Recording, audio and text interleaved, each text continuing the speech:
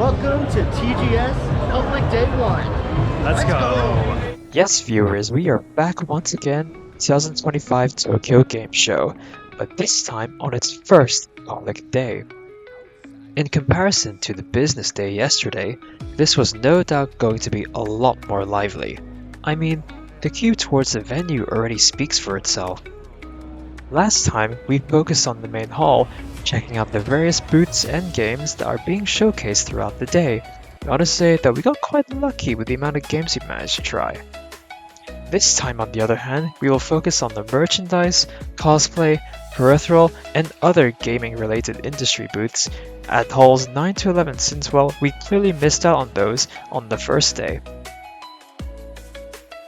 Don't worry, we will get back to the main hall as well. There were areas and stalls that we completely missed from yesterday. And just like our previous video, sit back, relax, and enjoy the Tokyo Game Show experience. This morning at Makuhari Messe was a lot busier. As expected, both members of the public and returning visitors from the business days have all lined up outside the exhibition getting ready to enter. It may look chaotic from the outside, but the process was very organized and efficient as crowds were split into different waves to ease the queuing process. Within an hour, we eventually started moving down the line and slowly made our way towards the main hall of the Tokyo Game Show. Again, seems a bit like deja vu. We'll come back to the main hall later as I have more to show you on the other side. Welcome to halls 9 to 11 again, where all the merchandise, peripherals, most cosplayers, and other gaming industry related areas such as VR, esports, and also indie games are located. Firstly, on the inside includes so many different stalls selling various types of products that represent a game title and even the corporations themselves. There's even a stall for official Tokyo Game Show 2025 goods.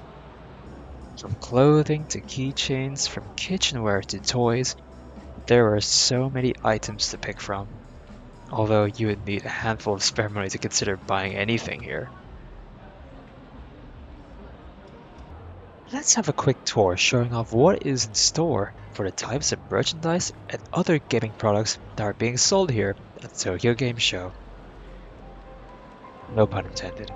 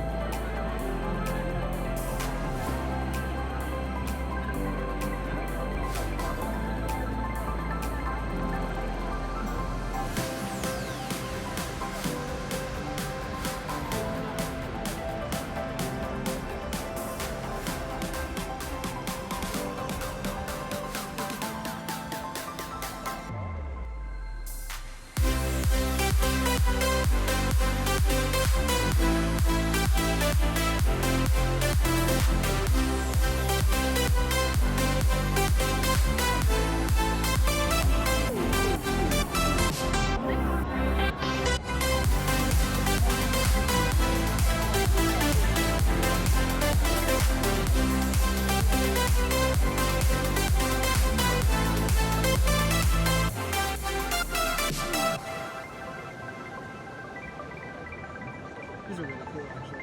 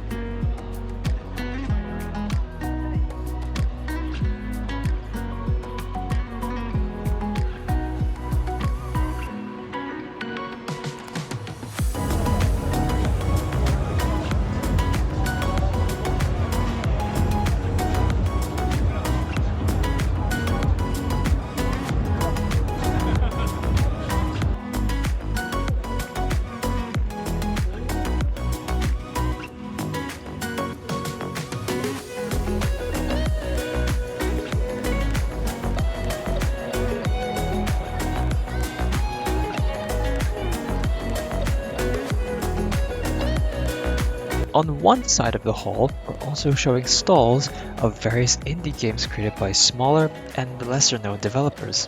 Additionally, there is also the Indie 80 booth, a space for 80 selected indie games and developers to screen their games located at the upper floor of this hall. There are so many stalls to talk about and so many exciting releases coming out this year by indie developers that it would take a lot of time to talk about every single one of them. So let's give you another tour showing off the different indie booths located here at this side of halls 9 to 11.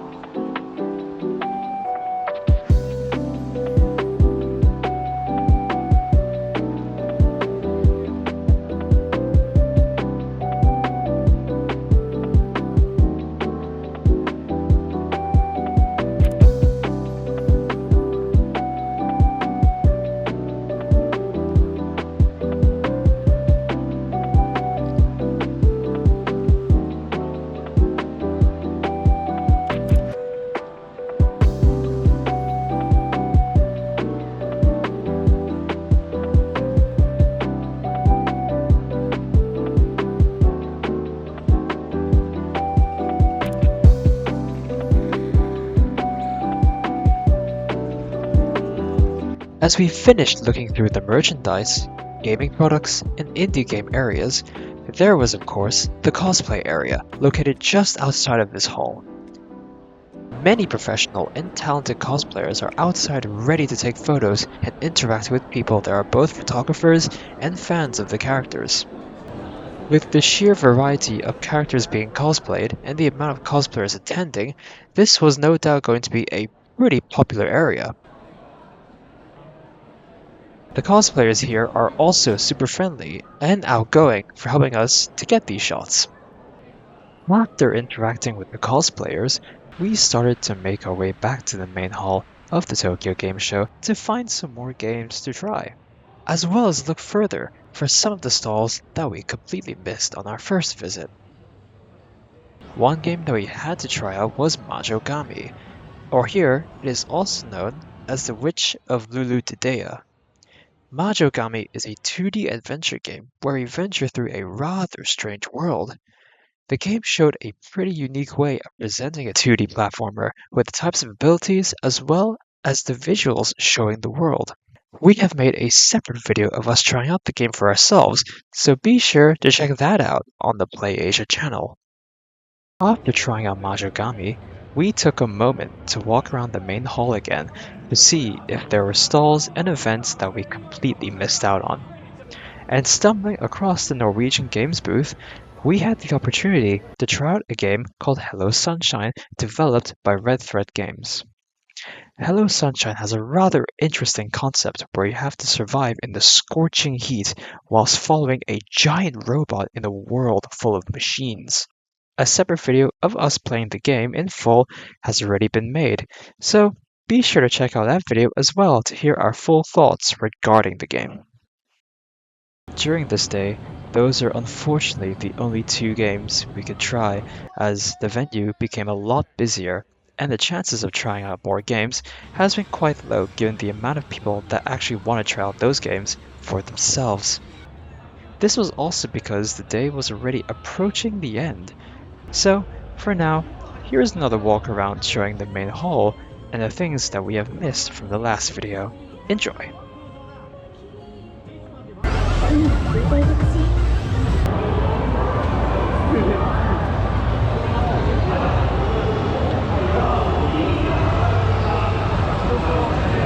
ここに3、4と書かれています。両方が風船、相手の人数が多い人のカウントをさせています。今はですね、そして現在の調整、ヒロミ調整しないとなります。We're about to pass our real cool freestyle snowball Super Bowl World #1 Super Unit.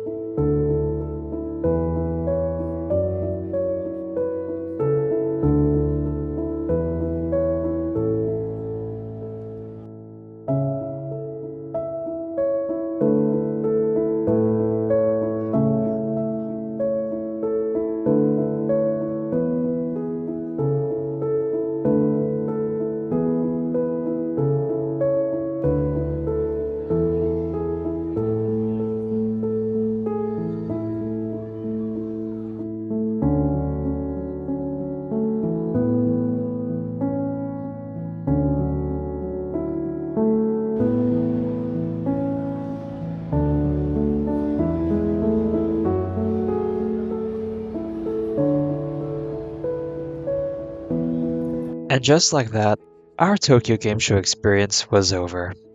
As we exit the venue, I think it's about time for us to talk on camera regarding our thoughts and conclusions of the past 2 days here in the Tokyo Game Show. Alright, so that was the Tokyo Game Show for 2025. What was your highlight? Honestly, I have a couple of highlights, but for me, Machogami was a standout. It's a small game, it's a cute game, and it's a 2D platform, but it's got some style to it, really. The combat felt great, the animations were tight and controlled, the bosses were fun and engaging, and not really easy, which I kind of have a problem with 2D platformer games. But Machogami was definitely a standout for me.